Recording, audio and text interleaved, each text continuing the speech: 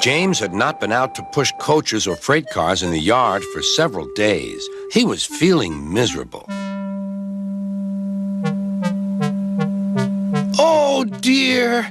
I wonder how long I shall have to stay in the shed. Will anyone ever see my red coat again? Why did I go so fast that I made a hole in one of my coaches that had to be mended with, of all things, a passenger's bootlace? At last, Sir Topham had arrived. I know you're sorry, James, and I know, too, that you want to be a useful engine. People are laughing at my railway, and I do not like that at all. I will try hard to do my best, said James. That's a good engine. There's nothing like determination. I want you to pull some freight cars for me.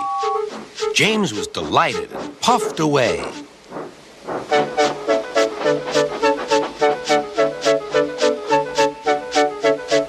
Here's your freight train, James, said Thomas. Have you got some bootlaces ready? And he ran off laughing.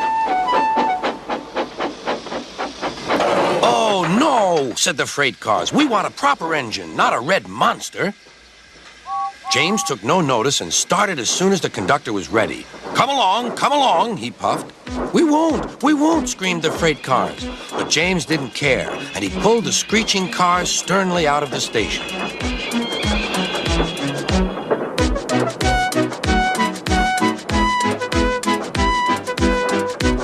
Cars tried hard to make him give up, but he still kept on. Sometimes their brakes would slip on, and sometimes their axles would run hot, and each time the trouble had to be put right. And each time James would start again, determined not to let them beat him. Give up, you can't pull us, you can't, called the cars. I can and I will, puffed James. And slowly but surely he pulled them along the line. At last they saw Gordon's Hill. Look out for trouble, James, warned his driver. We'll go fast and get them up before they know it. Don't let them stop you. So James went faster. Soon they were halfway up.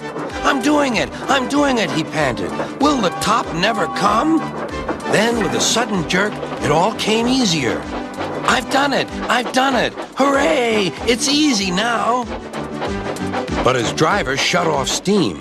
They've done it again! We've left our tail behind, look! The last cars were running backwards down the hill. The coupling had snapped.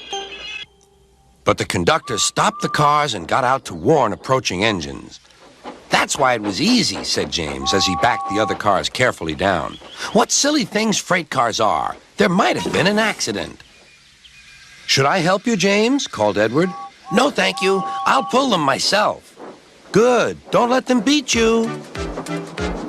You're doing well, whistled Edward, as James slowly struggled up the hill. I can do it, he puffed. He pulled and puffed as hard as he could. I've done it, he panted.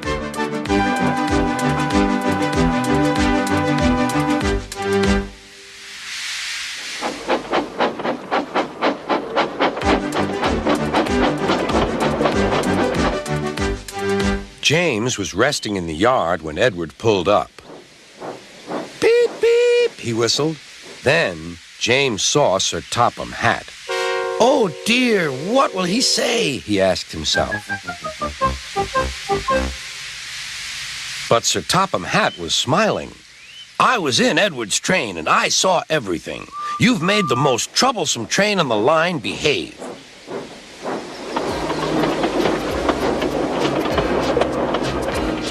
After that performance, you deserve to keep your red coat.